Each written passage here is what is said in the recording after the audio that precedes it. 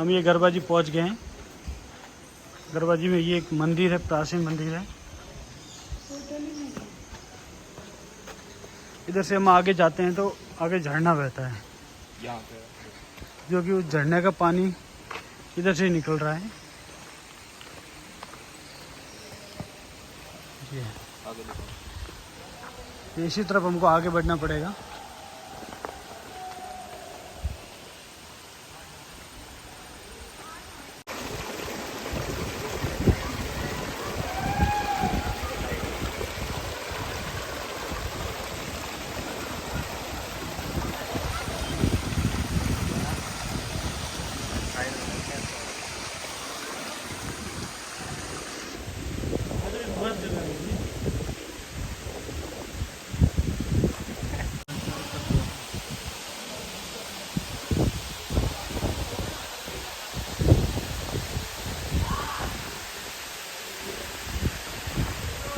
ये यहाँ पर गुफा है।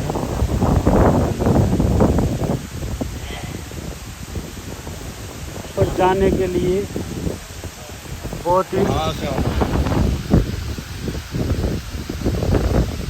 रिस्की मामला है। ये खड़ी चट्टान है और इसी के ऊपर से आना होता है। आप देख लो, तो यहाँ जाता है बड़े दिल वाला होता है, बड़ी आस्था के साथ जाते हैं।